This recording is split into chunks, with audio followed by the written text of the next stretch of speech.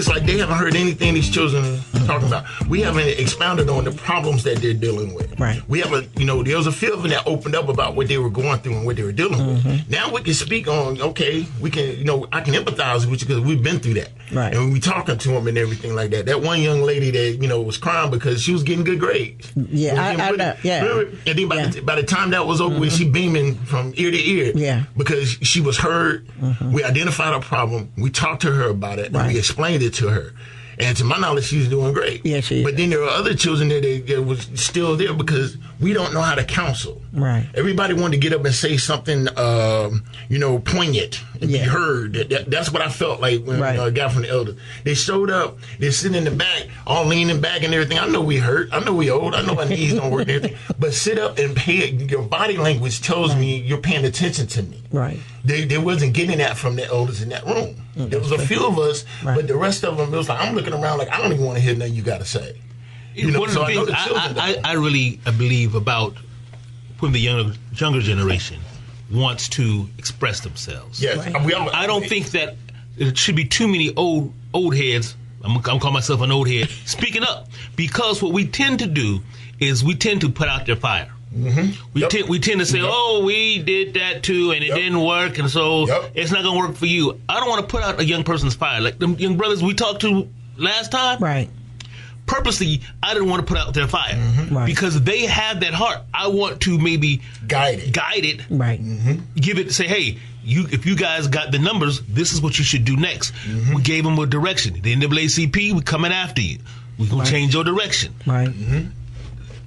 But don't put out their fire, because, I'm old and I'm down to embers. And I'm cold because I'm like, look. And my bunions hurt. I ain't gonna stand up past 20 minutes. And I ain't marching past 6 blocks. After that, hey, I'm gonna drive behind you in my truck. I'll blow up my horn for you, but I ain't doing all that no more. Especially if it's cold, you can count me out. But that's what I was saying. Each age group has something different to do. Yes. Because if that person isn't the one that's gonna march, then you will be the one. You're like, well, I'm gonna drive behind the group, okay? Or I'll be at where y'all gonna be at? I'll meet you down there. I'll be at the location. I have a pot of coffee, some hot cocoa, limited for those that did march. Everybody, when we talk about the 60s, we talk about the process. We always talk about the bus boycott. There were many before Montgomery. Right. Montgomery was successful, and the one we know because Montgomery was the first one that had the cameras and the attention of the world. The other thing that we don't really talk about, whenever we talk about what happened back in the 60s, we always talk about these groups, SNCC and the Black Panther Party, the ones we know about. Do you realize that the entirety of blackness in America was protesting and organizing at that time? You could go to any town in the United States and find some organization protesting segregation and preparing and fighting. What happened? That's my question. Even the Black Panther Party, broke up and then they're back around, but they are so irrelevant now you don't even hear about them. A lot of people don't even know they're still around. You're right, yeah. So what happened to the literally thousands of organizations? Where did they go? This is piggybacking on the eldership here. Right. The problem that I've identified over and over again is these elders get these organizations, they start them, they don't groom and prepare somebody to take over when they pass on. So they pass on and the organization dies immediately or slowly decays because they want to hold on and grasp. I'm almost 50. At this point, I would be ready to start stepping back. Right. If I build an organization, hey, look, you need to take over now so I can guide you when you mess up while I'm still healthy and I'm still here and coherent. Right. Because, once, I'm in the nursing home that lost all my teeth and everything like that, I should not be running no organization. Correct. I should be retired. I could, be part of a council that can guide and give you counsel. But the action part of that is I built this up, you take over. That is not happening in the black community. No, it's not. We, at that meeting, I kept saying, every adult in here pick a child.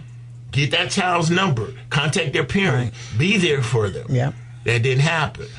But the one girl, remember the one girl who, she had something that I was like, that's unique, but you shouldn't be doing that. She had the Couchsurfing Network. And And I'm like, y'all should not have a Couchsurfing network. My question was, how did we let them get a Couchsurfing network? How did we let them build a network where they knew you could sleep here today? Well, you sleeping over there tomorrow. How did they do that? And I asked her, now her I worked with, because she said, we got to break this cycle. Y'all can't have a Couchsurfing network. I'm like, it's smart that y'all did. It's really ingenious. I said, because I don't think we would have thought of that. I said, but I got to help you break that. I said, because I'm gonna help you give them somewhere to go. Well, she said, why don't you do it? I said, no, you the chief of the Couchsurfing network. I'm gonna give you the information. You do it. She said, well, I said, because this is how I pass on information. This is how I'm passing it on. I said, so your job is to take what I'm teaching you, you do it, and then teach somebody else. So I said, here's all the places where these kids can go safely. I gave it to her. And I told her, I said, periodically, I'm going to contact you to see how you're doing with the information I gave you. And if you need anything else, call me. But I gave that to her, so I empowered her to break this Couchsurfing network that they have that was successfully running. But I told her, that only runs for so long, and then there's a problem with it. We got to fix the problem in it. We can't just keep having it. So we did fix the Couchsurfing network. So right now it doesn't exist anymore, I hope. But we're going to talk some more about that. I don't understand what the problem is with it. I kind of like she developed her own underground railroad. That's what I'm talking about. That's what doing. I was sitting there and was getting people to move. So, yes, she was. So I don't think there's a problem with that. Exactly. So she identified the problem. She created a solution. But she created a solution. She was a young Harriet Tubman and getting the people to some safe places. Yeah, but I told her after a while that Underground Railroad gonna get packed. Yeah. Where nobody will be able to move. But instead of sitting it down, that's what you got. So I told her a better way to run it. Well, what I gave her was places that these kids could go. Okay. I said, here, this place right here will give them food, a shower, they can get clean clothes. But see, because right then when you have the Couchsurfing Network, you're doing something that needs to be done. Yes, she got the community involved. Right. And that's where the success comes from. Because when you disconnect the community from it, we show up at the event, we sit way in the back, we hear everything, we all cackle and laugh at the end and socialize. We get, a few stickers and flyers and, whatever fish plate they selling, and we go home. But see, she got the community involved. Right. So I don't see what Well, my issue with, when I talked to her more, I asked her, I said, so is it successful? Is it working? And what's missing? And then when she told me what's missing, such as clean clothes, such as where they can go get some information at, such as where they can go get, if they have a cold, they know they can't go to the urgent care clinic. They knew that. So I gave her where they could go and get all these things and still stay in the network. Okay. Not leave. Yeah, they didn't have to leave the network. Okay. But what I gave her was where they can go get free clothes. Okay. Yeah. Where they can go get a counseling if they need it. Where they could go get all the information they needed to help them, to some of them to get out of that Couchsurfing because they were then, the end goal to get them out of it. But they were just surfing, which was cool, but they didn't know where to go if they got sick. Yeah. Okay. They didn't know they could do something. Well, so here's this agency that's everything that they need is in there. Everything they need is in that building. With what she's already doing. Yeah. Okay. I didn't break. I just told her this is clothes over here. This is food over here. They can get counseling over here. If there's a problem that they need to get fixed, it's over there. Okay.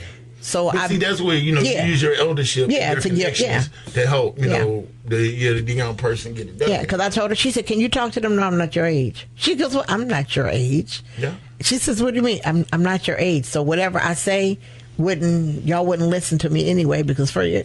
That's this old lady. Now I'm back to this. So I gave this her. Old lady is supposed to be mentoring, counseling, and now we got the people coming to you. The young man coming to you, and you blaming the man now. Where the young lady come to you? But I empowered her. But But at least I did empower her with the information. So I didn't drop her. But what I did was I dropped her all the knowledge she needed to let her do it because you know what now she can go back. When the last time you contacted and checked on her? I talked to her at Thanksgiving time. Okay. All right. So I talked to her Thanksgiving time. So we do have an ongoing talk. So I told her, I said, if ever you get hit a door, call me. Gotcha. We'll open the door. That's what that's what it is. I said, call me. We will open the door. That's what we should do. So every now and then she'll call me and say, because she had one kid who had a severe illness. And, you know, she goes, and they don't want to go to the center to get any treatment. Where can they go innocently? Right? So, you know, I'm like, okay, give me a few days. I told her, I said, give me a few days. She did, and I contacted somebody with the health department, and I told her, I said, listen, have this person, I said, don't give me the name, have this person be at that center at a certain time, and they'll get the services that they need. That's exactly I said without, I said without opening the door of, I don't need to know who they are. I don't need to know. Don't give me any information. I don't need it. I just need to know what you need me to do to help them. So right now I've empowered her, so she cool. You know, when this happens, she got it. You know, and she kept saying, she said, so you gave me the power, correct? I said, but this way, I gave you a torch.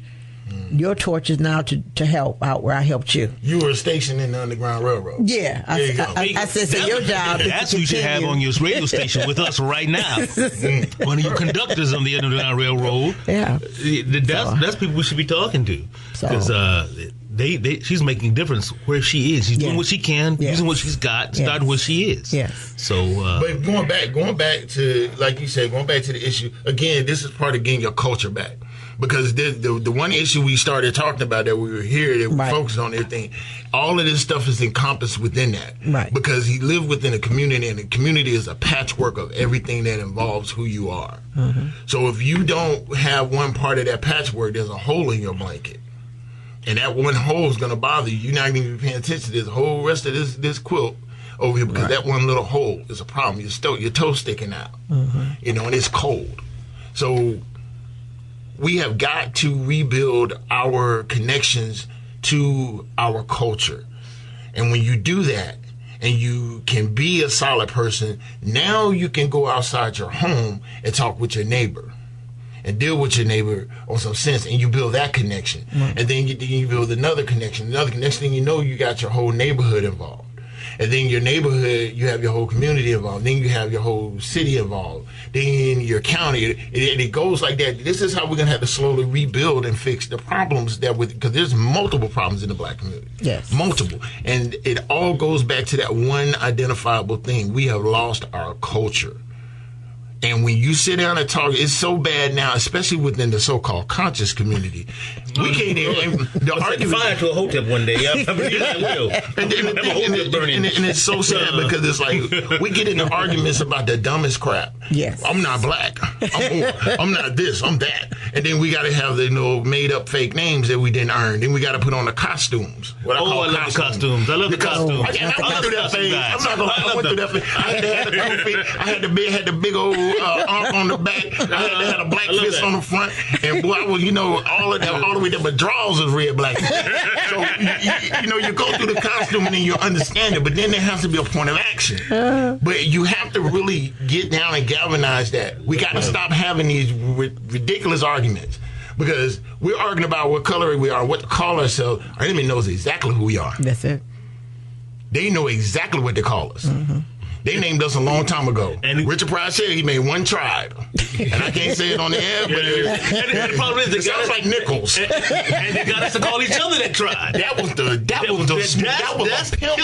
That was pimp shit. You know what you are? I'm going to teach you how to say it. You know what I'm saying? And put some swag on it so that you can keep saying it. It's a term of endearment. Amen. It's a term of endearment. But again, we're still arguing. When we try to get out of calling ourselves that and giving ourselves an identity, we argue. Yes. Okay, how about this? You're the tribe of the Moor. You're the tribe of the Muslim. You're the tribe of the Negro. You're the tribe of the African American. You're the tribe of the blacks. We're all one nation. How about that? No, I'm colored. Okay, but you're the color tribe. I got you. The crayon box color. I used to love that term. You got to get your George Clinton hairdo to let everybody know that. But you know what? Another part is what people actually had it on their birth certificate.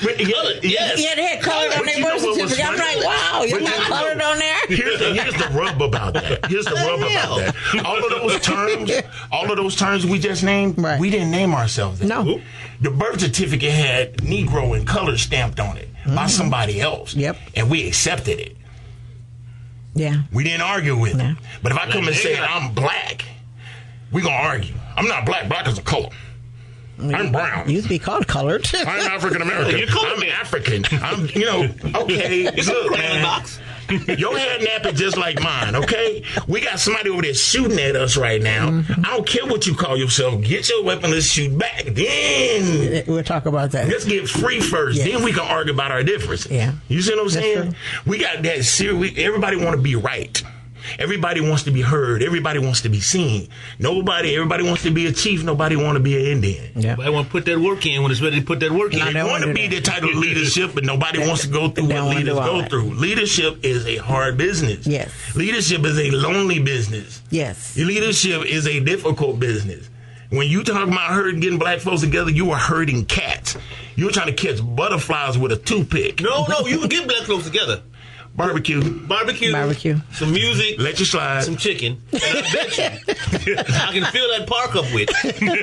So we're going to get some ribs and chicken. And some music. Hold I up. bet you $1 I can fill. I bet you $1 I can fill a park up. But we need to teach us. We need to go back to learning the chicken soup meeting. Yeah, because everything used to be over chicken soup. Mm-hmm. It was just chickens, plain old fashioned chicken soup. I ain't never heard of it. You never, yes, but chicken soup. That's because we couldn't afford a whole lot of chicken, so we chopped up, put in some soup, vegetables, and some water. Threw it in there, and that was it. Stretch that chicken out a little bit. It. Yeah, and everybody sat down and ate out that chicken soup. But that's what I'm saying. It sounds like a community thing. There was never a bottom to the chicken soup. Yeah, because it never was a bottom to it. The chicken juice be in there. That's all you really need. Cornbread now. That's all you need it. Yeah, He's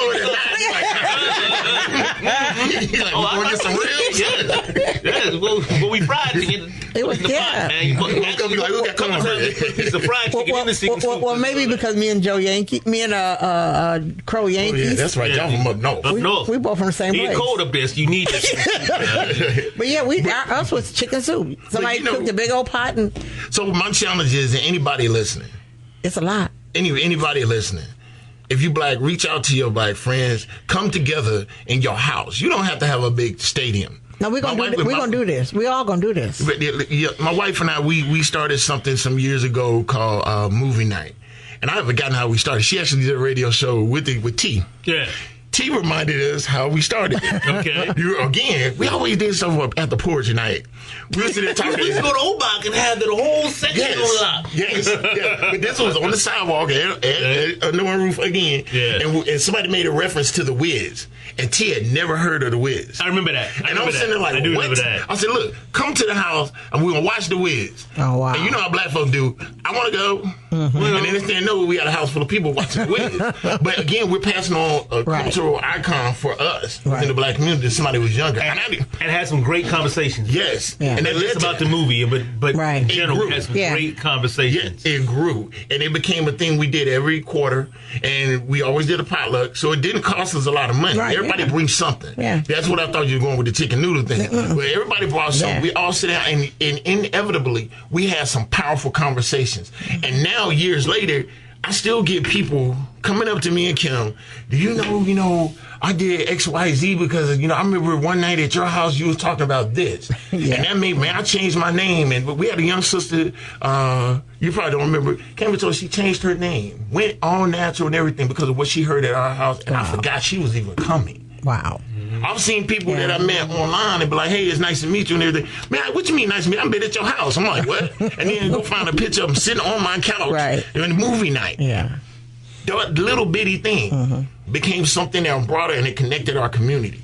So I'm challenging everybody to do that. You don't have to be right. You don't have to know everything. Right. You don't have to have the perfect house. You just reach out to the friends that you care about and that you like. Y'all bring a little potluck because what's going to happen when your friends start having fun? They're going to bring somebody else. Yep. But the only rule I say, no offense, Joe, keep it us because we have to sit down and fix this problem. Right. We have to sit down and discuss who we are. And we can't do that if everybody else is involved. Some people have good intentions. They want to help, but you can't understand the struggle of wearing this uniform. This skin, this is a uniform I can't take off. Mm-hmm. That's true. My maleness, my size, I can't take that off. When I walk into the room, people see me for the first time, they don't know me. I get that. Yeah. I'm used to it. Right. It's been happening all the time.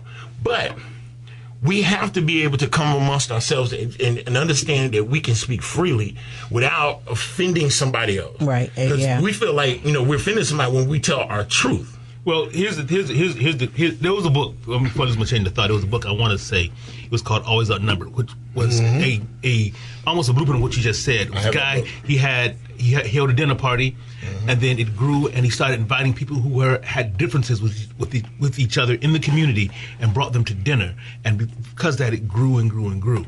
And I think those types of small gatherings that grow into large things that have meaningful impact upon the community, because once he did that, things started to change within his community.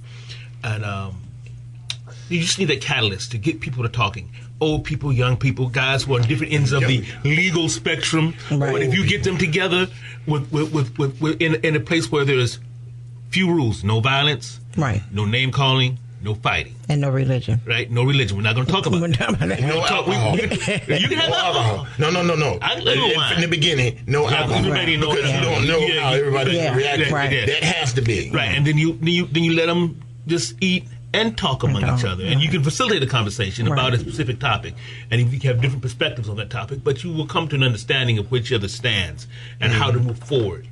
And just because, you don't pick up a brick doesn't mean that you can't mix some concrete. Yep. You know what I'm saying? So everybody works together. Saying that, and to say something else about how Dominique feels, me being pro-me does not mean I'm anti-you. Thank you. Yeah, that's right. Okay? Yeah. That's it in a nutshell. Right. Yep. Being pro-me does not make me anti-you. But you got to understand. I want you to be pro-you. Right? Right. But just don't be anti-me. There you go. All right? So I think on my thing says, I don't hate you. I want you to eat.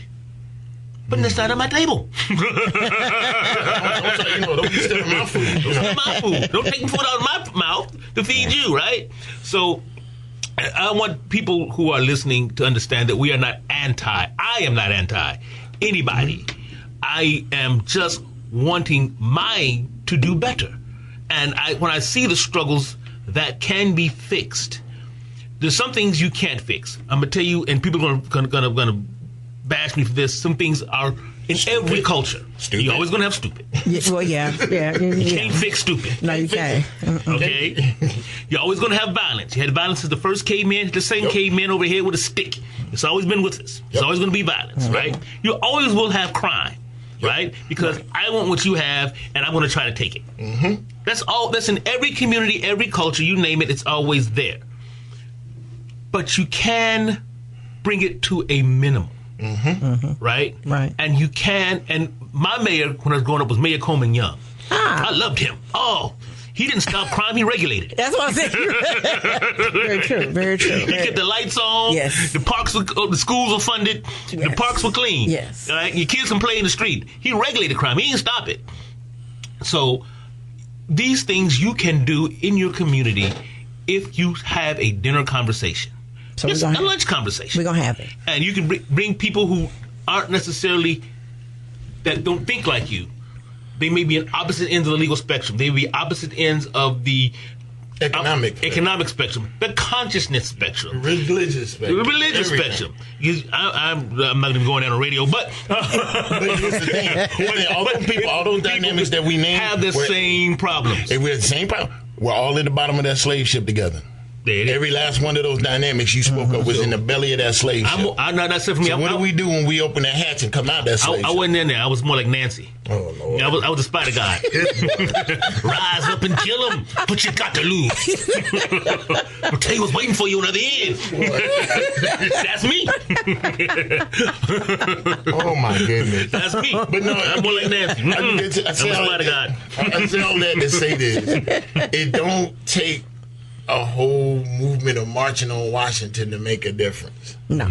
You can do what you got with what you have, where you're at. Yes. And you can feed a bunch of people when you do that. That's okay, right. So what we're going to do is, I'm going to just say it. I'm going to go talk to, I'm going to say it to... She's going to say we're going to get some chicken. To Daniel. Okay. You know what I'm going to get him? Fred X, he got a spot too. He do? The Village. Anyway, okay. I was going to go to Daniel and talk to Kids University. Mm-hmm. She said she didn't told him. I did, he's going to say yes, and we're going to use that space. And we bring some big pots and put 2 chickens in them. Mm-hmm. You gotta bring chicken soup. Now, you gotta bring chicken soup. Yeah. Wait, hold on. See, this is a conversation you didn't hear. I asked for oxtails and cornbread. He did. You know, oxtails. They always out of oxtails. Nobody ever had oxtails. Don't see that's you putting young people's fire out. That's you again putting young people's fire out. I want oxtails and cornbread. Got some cabbage. No, I need it. Well, yeah, I can use a cabbage. Yeah, okay, all right. I'm fat. Trust me, I know these things. but fortunately, the good part is a good part, and I'm going to explain why I'm saying it's good. The good thing is that it's time for the show to end. Why I'm saying it's good the show has to end, because now we know this is a continuing conversation. Yes. Because if I was to say it's end and it's done, then that's not it. So we had this conversation, and we've been discussing it. We just did it 2 Sundays in a row. But we did it because it's time to talk about it. Because the more we just talk about it on Facebook and Instagram and all that, it doesn't get anywhere. But now we brought it to the radio. Right. So now we got the attention of everybody who's listening to say, hey, guess what? This was the beginning of a conversation. The rest will be told when we meet. Mm-hmm. And we can record that. The rest will be told. I send the challenge to everybody out there listening. I'm sending the challenge to people in this room. Go do something small. Yeah. Within your own. And watch how big it gets. Mm-hmm. Yep. That's all we got to do. Do something. Grow your own food. Mm-hmm. Start with that. No. You ain't got to start with that. A house plant.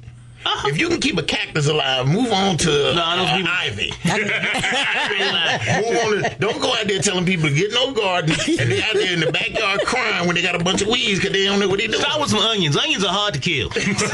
No, I can kill a cactus. You kill a cactus? Yes, I can. You need to get some mint. I can kill a mint won't die. I've tried. Get you some mint. Oh my God! Get a pet rock. Start with that. Man would run away. Get some mint. Start with your home garden.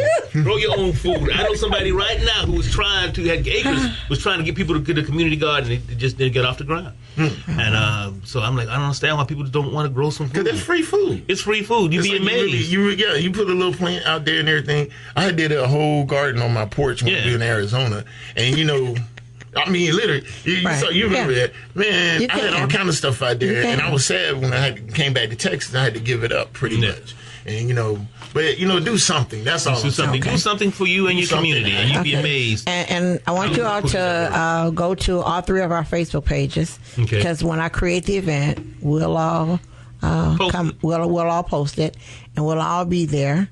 Yes, I'm bringing chicken soup because I said it out there. So I'm bringing the chicken soup, cornbread, and oxtails. Well, see, I never. Okay, I don't know what part of Detroit John came from, but nobody cooked cornbread in my house. What? My housekeeper didn't. My dad's from Africa. He did not. And my mother's from Detroit. She did not. So I don't know. Sent you. We've been hoodwinked. We gotta get out of here, man. She don't know how to make cornbread? She wanted him. No, I never had. Not even the Jiffy? No. Oh, Jiffy, yeah. But that ain't cornbread. That's not cornbread. I understand, but I gotta see how bad the situation was. Have you ever had cornflakes? No. Oh, my sweet Jesus. I ate oatmeal. That's not corn. I can't have cornflakes. My dad wouldn't let me. Oh, God. He's from what part of Africa you from? Botswana. Okay, because we in Africa, of course, it's viewed differently sometimes. I couldn't have that. Didn't really get over there. I couldn't have. Yeah, that was what they fed the animals. They didn't feed that to humans. I get what he did there, but still, she don't know how to make cornbread. How long have you been in the United States? I was born in Detroit. Well, actually, I was born in Highland Park, Michigan. How long you been black?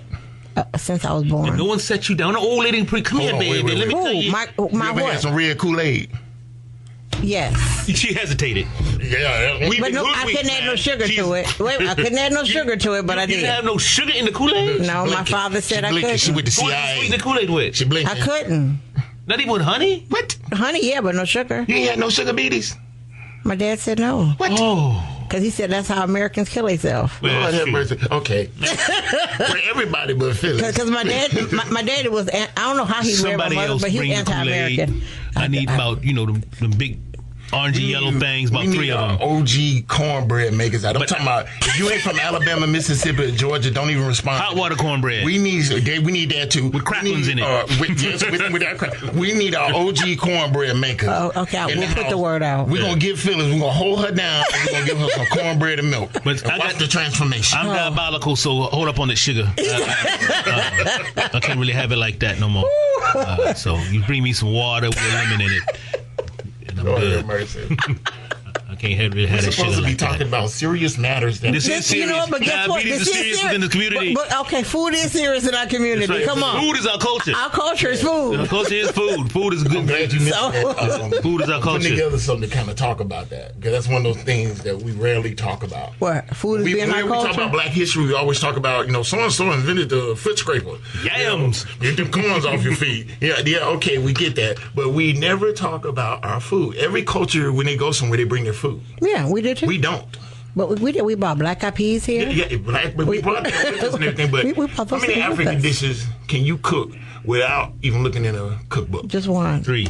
Well, 4. I think, wait a minute. Hold up. You see what I'm saying? Yes, I can cook something. Yeah, without looking in a cookbook, yeah. But you know 6. what I'm saying? But you think about it. 6. But that's only because I was raised that way. And you look for it. But you know what I'm saying? Oh, okay, sorry. So anyway, it's time for us to wrap up, and I'm glad because now we know we got to open up a whole door when we meet. Yes. We got a whole conversation ready. But we've had some fun today. Yes. And I know everybody who's listening is going to go, what the world? But that's okay. You'll learn to be all right. But Follow John Crow on Facebook. I'm easy to find. Blue-eyed lion.